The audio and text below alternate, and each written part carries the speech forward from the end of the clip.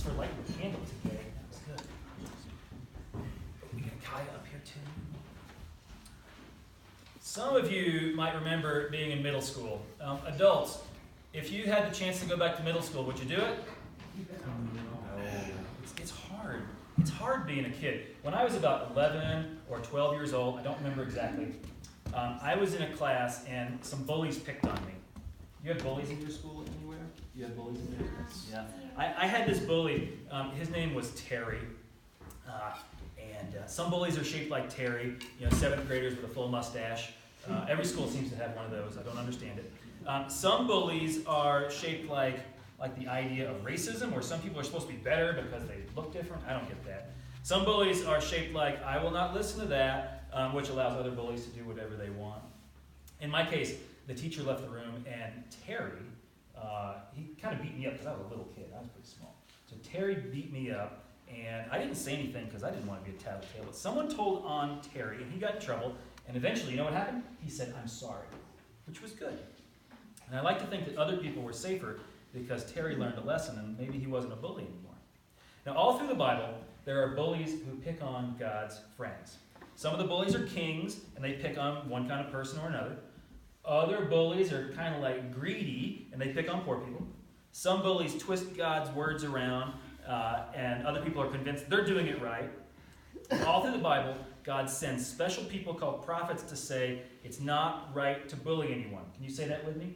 It's not right to bully anyone. So God sent prophets to stand up for the weaker people and to stand up to the stronger people. God's prophets never punched back, but they told stories and they sang songs and they inspired regular people to say, no more bullying. Can you all say it with me? No more bullying. So sometimes in the Bible, bullies stopped.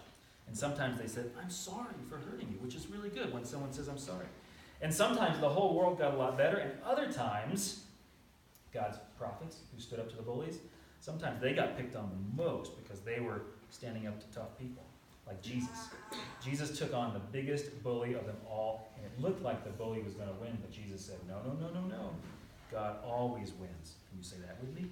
God always wins. Sometimes it looks like bullies are going to win, but eventually God is on the side of those who are picked on, and God never gives up, never gives up. And I think God always wins. So do you want to be on the side of bullies or God's prophets? God's prophets. Me too. Me too? Me too. It's always good to hear a good me too, to remind us to stand up, that there's so many of us standing up to bullies. Can you tell me something about bullies? I just have a question. What's that? Who is the biggest bully of them all? That's a good question. The biggest bully of them all in the Bible, there's a word in Hebrew that says accuser, like it's your fault, it's your fault, it's your fault, it's your fault. And the way we translate that in English is Satan. So that might be the biggest bully of them all. You want to pray with me? Dear God, Dear God, thank you for people thank you for people who tell good news who tell good news of your love of your love for everybody. for everybody. Amen. Amen. Okay, so